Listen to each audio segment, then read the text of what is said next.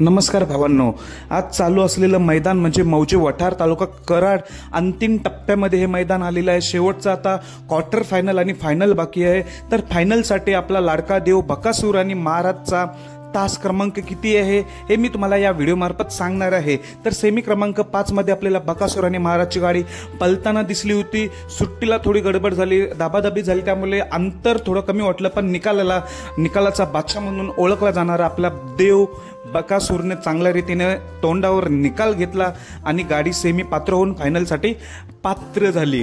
तर महाराजला हा पहिला गुलाल, गेल्या 2 मैदानामध्ये महाराजला गुलाल मिळत नव्हता। गाडी फॉलमुळे महाराज बाद होता, अंतर चांगला होता, चांगला स्पीड होता महाराजला, पण गुलाल मिळत नव्हता। गटालाच बाद होता, तास पलटीमुळे शेवटी आज त्याच्या सोबतीला देव होता। बैलगाडा क्षेत्रातील देव बकासूरने चांगल्या रीतीने साथ दिली, महाराजला गुलाल मिळवला। तुम्हाला माहिती आहे, बरेच नवीन नंदींना बकासूर आपला गुलाल मिळवून देत असतो।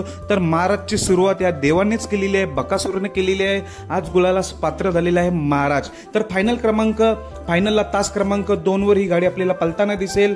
तास क्रमांक 2 असला तरी काही टेन्शन नाही, महाराज देखील टॉपचा नंदी, बकासूर देखील टॉपचाच नंदी। जर सुट्टीला चांगली गाडी पळाली तर नक्कीच अंतरात गाडी येईल आणि 1 नंबर करेल। फक्त या सुट्टीवर आहे, सुट्टी कशी होतोय बकासूर आणि महाराजची त्यावर डिपेंड आहे फायनल। पण महत्वाचं म्हणजे महाराजला गुलाल मिळालं, पहिलंच हे 3 फेऱ्याचं, ते किती महत्वाचं आहे। मालकांना माहिती आहे गुलाल किती महत्वाचा असतो, तर ते आपल्या देवाने महाराजला गुलाल मिळवून दिलं, हे खूप महत्वाचं आहे। बेस्ट ऑफ लक दोघांना।